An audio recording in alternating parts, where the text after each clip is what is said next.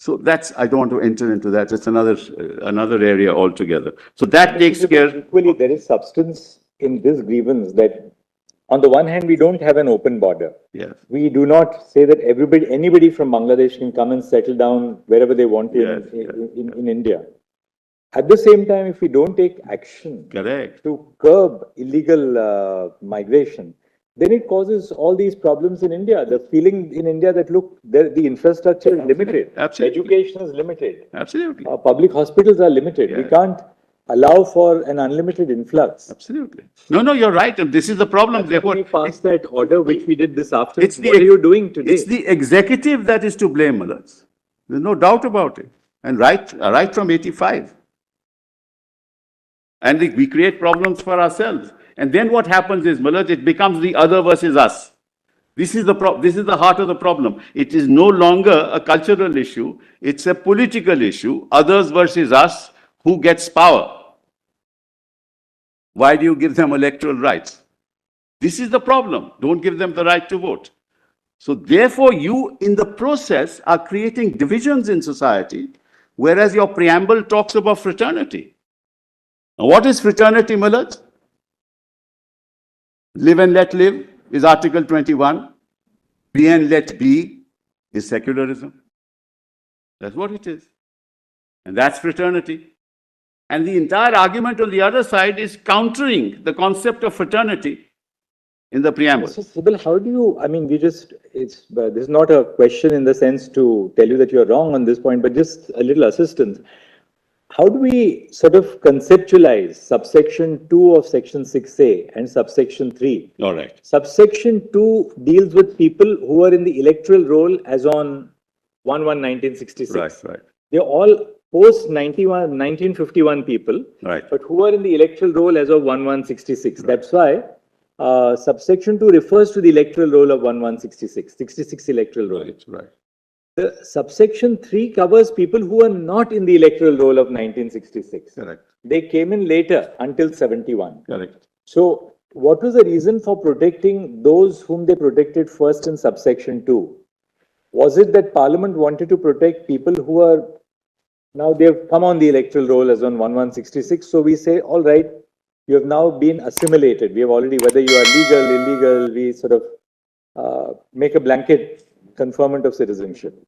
What was why these two bifurcations into subsection 2 and subsection 3? I will try and answer that, Malaj. There are two reasons for it. Number one, even those whose names were in the electoral roll, people objected to them. People objected to them, saying they got themselves into the electoral roll. They did not come here prior to 1966. That's why the whole NRC exercise has taken place. And at the end of the NRC exercise, do you know what the result is? Your Lordship asked that question, they should have told you the answer. The answer is, today there are 19.06 lakh people who are left out of and whose appeals are pending. That's all. And the majority of them are Hindus. So it's not as if nothing happened after 71. This exercise has been done and done in 8 years, Malaj. Malaj, that's why Justice Gogoi said, everybody will have to produce the legacy tree, legacy data. Who was your great-grandfather? Even those whose names were on the electoral roll.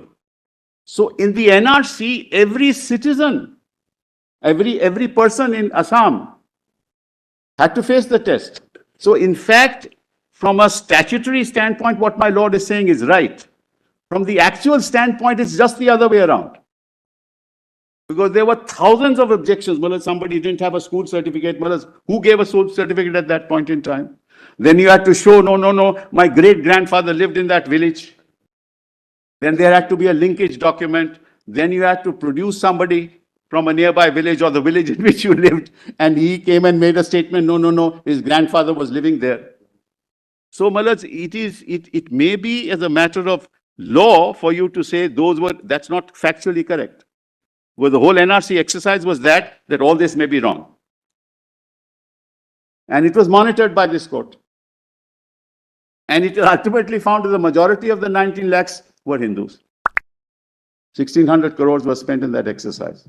So the point that I'm making is, Malaj, while your lordships asked me that question, The factual situation is in fact just the opposite. Because I don't want to bring any politics into it, because everybody objected to a particular, that he doesn't belong here. Of course, that exercise is still going on. But therefore, it would be dangerous, and this is my respectful submission, to move into areas where it's difficult to come to a judicial determination. That's why 6A was a matter of policy. It was legislative policy pursuant to a political accord which sought to maintain a status quo subject to processes for those who came between 66 and 71. Yes. And if they do not formulate how 29 has been violated, why would your lordships go into it? So, but that's really the answer to your lordship's question. That everybody was questioned. It just so happened that once you're on the electoral roll, then you have a leg to stand on. But that was not the end of the story. It's not as if everybody who was on the electoral roll was accepted as a citizen. And then the argument that they owed allegiance to Pakistan, I don't understand that argument at all, Mullahs. When I am born, Mullahs, do I have an oath of allegiance to give? Or if somebody is granted citizenship? People don't give the oath of allegiance. When people came from what? See, the upheaval, actually, as a matter of history, when did the upheaval start taking place in East Pakistan? Upheaval started taking place in East. No. The 66, I'm talking about the leading up to Bangladesh. Lordship knows, after the Bhutto election in particular, but the fact of the matter is that those belonged to an entirely different cultural tradition. This was all part of Bengal, Mullahs. This is East Bengal and West Bengal. So all this is the oppressive policies of Western Pakistan, so to say, or now Pakistan, right? And what is happening there to the Hindus today was sought to be done to the Bengalis. It's as simple as that. Who would want to stay there? But the impact of it, because they came this side, the impact of it was what happened in Assam later. But it's bound to limit resources. They were claiming that their education should be free. And then what happened? The tea planters came here much before 1951.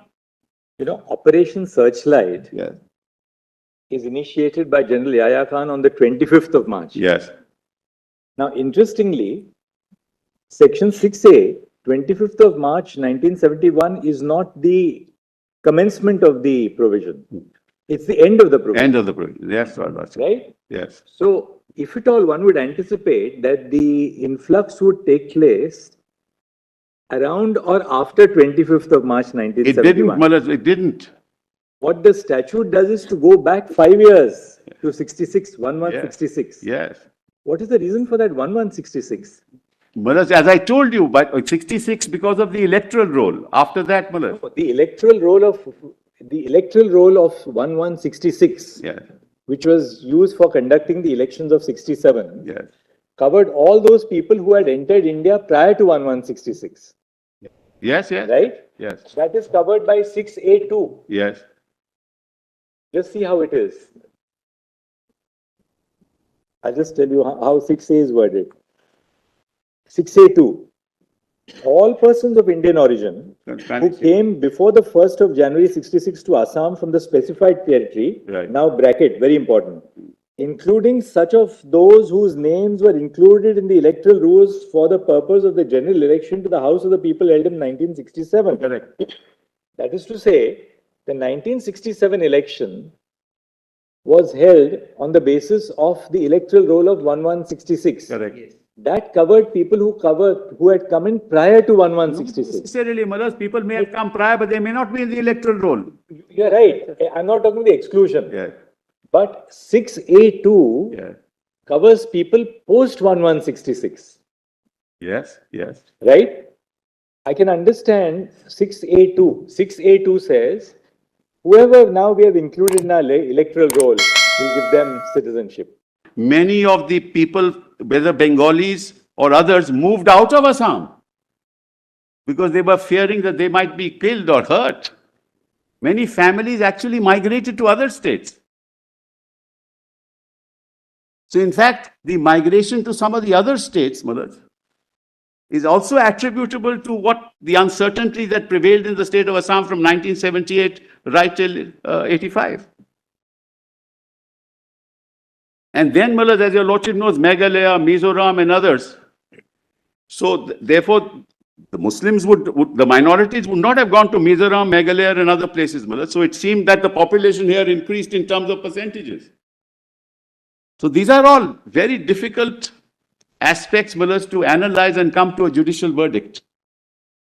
So now if you look at Mullah's PDF 23, if you just look at what Hannah Arendt said, right to have rights. That's the right to citizenship is the right to have rights. So Mullah, this takes, and then Mullah, somebody else in West Bengal or another state can say, you give me the same rights, but they cannot say, now you declare this as illegal, and therefore, where will they go?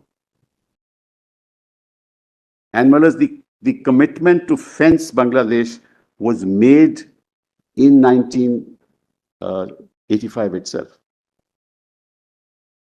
So 15 years and 23 years, 38 years have passed. The fencing has not happened. Should have happened. And this creates more problems for India, as your Lordship said, because after 1971, what will happen? Children would have been born here. Can your Lordships imagine the enormity of the problem?